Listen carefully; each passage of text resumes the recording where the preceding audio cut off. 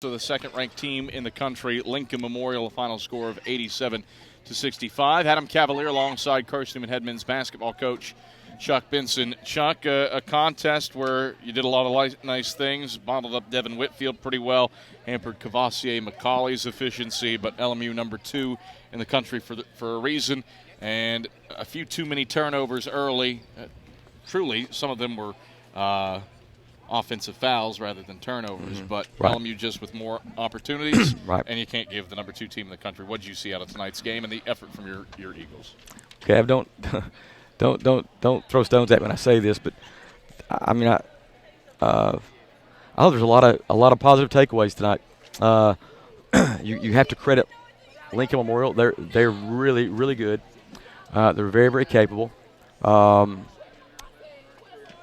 But I think we actually did a lot of good things. You know, for instance, you know, yet again, our guys honored our scout. We wanted to force Anthony Brown to prove something, and Anthony Brown proved something. But you know, we were willing to live with that. We wanted to make sure we took the prime guys, sort of trying to limit them, which I thought we did. You know, if they make. I think we're the only team to hold them under. First team in 5 games to hold them under double-digit threes, and just the third time in the last 13 that they've been held under 10. Yeah, and so we've done that twice. So I really like the fact that we did that. You know, and that's a testament to our guys and our growth. So yeah, it's a loss. I mean, how you cut it's a loss. But we're not focusing. I'm still not, Cal. I'm not sitting there thinking about outcomes as much as I am this team coming together, this team learning, and guys getting more experience and evolving. And I think, you know, if you just look at the last 2 games, the emergence of Trey Smith and now Caleb Wallace. Caleb Wallace, a career high, 13 points, all in the second half in 12 minutes. What'd you see from your freshman out of Atlanta? His first action in 5 games. Yeah, I've been really pleased and proud of what Caleb has demonstrated in terms of his mindset, his buy-in. He and I had some really serious conversations during the holidays about, as a freshman, what he should be expecting, what he should be really striving for. He came back, you know, the second semester and has just stayed the course. He's trusted me. He's being a guy that's trying to find ways to add value to our team, whether it's on the court or not, which is a sign of maturity. And give him the opportunity tonight. He really performed well. Starting on the defensive end, I thought he defended well. He showed toughness. He showed physicality on both ends. He rebounded it, and of course he attacked the rim, made shots, made his free throws. So I thought this was a really sort of nice initial coming out party and demonstration by Caleb Wallace. What'd you do? You say honoring the scout, and certainly Anthony Brown got his as a result, but Cavassier McCauley held well under his scoring average and inefficient getting there on 5 of 13 shooting. What'd you do to bottle up him and Devin Whitfield, their second leading scorer, who only has 5? Well, we just felt like they thrived so much on the 3, and we wanted to, you know, so we tried to do the best we could to be able to play defense singularly and stay out of rotation. Our guys defended screens a certain way. We defended both screens off the ball, screens on the ball, handoffs. We were trying to sort of cover those things in sort of unique ways. And for our guys to be able to lock in and follow through with the pressure of this kind of opponent, this kind of venue, you know, I was pleased. And again, you saw, I mean, we've got a variety of rotations on the court, getting experiences. And, you know, like I said earlier, I mean, you know what McCauley is, you know what Whitfield is, and we knew that, you know, especially Brown, you know, he's not been a guy that's really proven himself to be an efficient, highly efficient three-point shooter, and we were willing to challenge that. He's an elite penetrator, elite rim attack guy, and he sets up their offense by getting into the paint.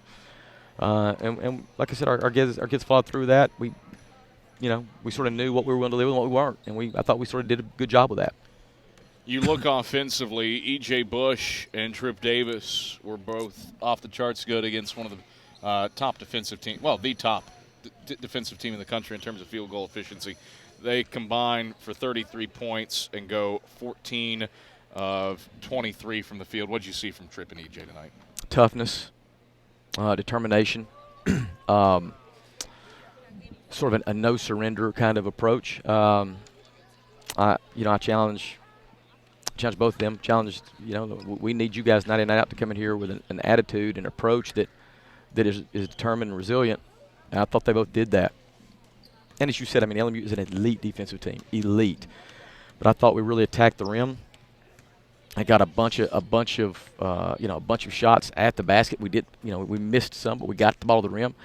We got to the line, the free throw line, and I didn't capitalize, especially the first half. Second half, we settled down and made those. But I just see a lot of things that are still hopeful and promising as we move into February.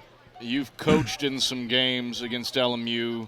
I've called some games against LMU that you just wanted to wad up the box score, throw it in the trash can, and set it on fire. Yes, you lost by 22, but really it doesn't feel like a 22-point loss. Is that fair to say? I think it's very fair to say. Like I said, nobody wants to really hear it, and I don't really like to say it, but sometimes the truth is the truth. We aren't the best that we can be. We're emerging as a team. We're emerging as individuals, and I'm not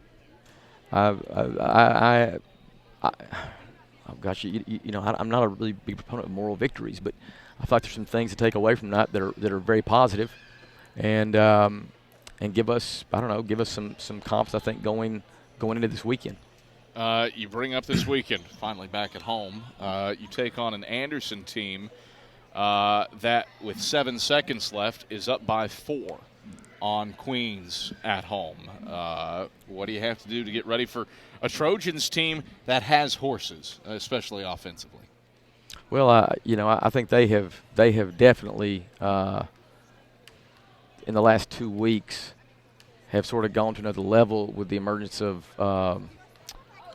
Crosby James. I think the guy was conference player of the week this past week, and they're playing with a great deal of confidence. They have the conference's leading scorer in Quinn Nottingham.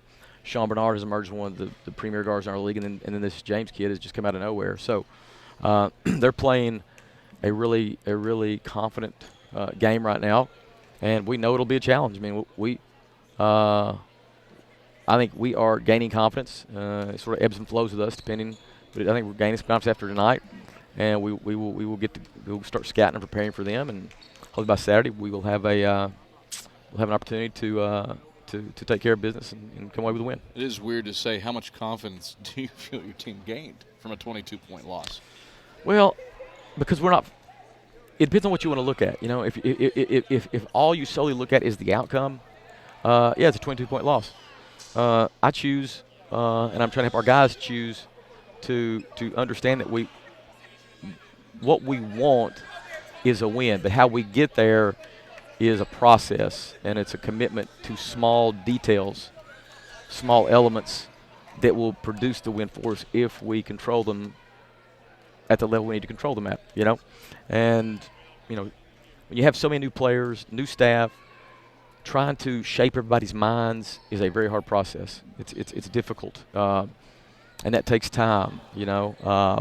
But I think we continue to move positively in that direction, and so I do think there's confidence as we move forward, and I'm sure of that. Chuck, pleasure as always. Exciting time Saturday with the 14-15 team coming back in. We'll talk to you then for the Trojans. Great. Thanks, Cap. That is